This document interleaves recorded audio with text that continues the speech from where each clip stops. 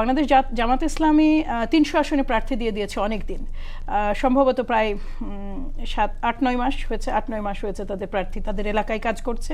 এটা কিন্তু তাদের একটা স্লোগান, তাদের কিন্তু একটা ইলেকশন প্রোপাগান্ডা যে এক সাপের দুই বিষ। যা আমরা বিএনপিকেও দেখেছি, আমরা আওয়ামী লীগকেও দেখেছি, নতুন দলকে দেখুন। নতুন দল এই কথাটা, এই স্লোগানটা কেবল দিতে পারে বাংলাদেশে এই মুহূর্তে এনসিপি একমাত্র। যে এনসিপি বা এবি পার্টি নির্বাচন করেছে কিনা সেটা বলতে পারছি না, বাট এনসিপি এই স্লোগানটা বেসিক্যালি দেওয়ার সুযোগ এই বাংলাদেশ জাতীয় মানে জামাত ইসলামের কম বলেই আমরা মনে করি। ৭১ সাল নিয়ে যে কথাটা বলা হয়েছে সেটা তো একটা যৌক্তিক কথা, এটা তো ফ্যাক্ট, এটা নিয়ে তো মানে এত বেশি আলোচনার কিছু নাই।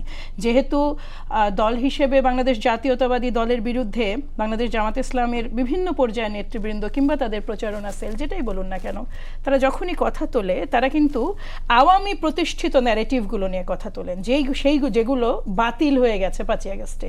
৭১ তো বাতিল হয়নি, বাতিল হয়েছে সেই যে তৈরি ন্যারেটিভগুলো, সেই ন্যারেটিভগুলো নিয়ে তারা কথা বলতে থাকেন। যেই ন্যারেটিভটা মানে বিভিন্ন গণমাধ্যমের সহযোগিতায় তৎকালীন যে সরকার এবং বা মানে বাইরে পরাশক্তির সহযোগিতায় যে সরকারকে এখানে দীর্ঘ ১৬-১৭ বছর নির্বাচনকে সম্পূর্ণ মাইনাস করে জাতির উপরে চাপিয়ে দেওয়া হয়েছিল, তাদের যে ন্যারেটিভ বাংলাদেশ জাতীয়তাবাদী দল এই দলটাকে জিরো করে দেওয়ার জন্য এটা নেতৃবৃন্দকে নিয়ে যে নোংরা আলাপ, সেই কথাগুলো যেগুলো ন্যারেটিভ হিসেবেও এমনকি খারিজ হয়ে গেছে, সেগুলো নিয়েই তারা নির্বাচনী প্রচারণ একটা খুব স্ট্রং পার্ট। আমি বলছি না যে প্রত্যেকেই এমন করেন, এখানে ৩০০ প্রার্থী এমন না করতে পারেন।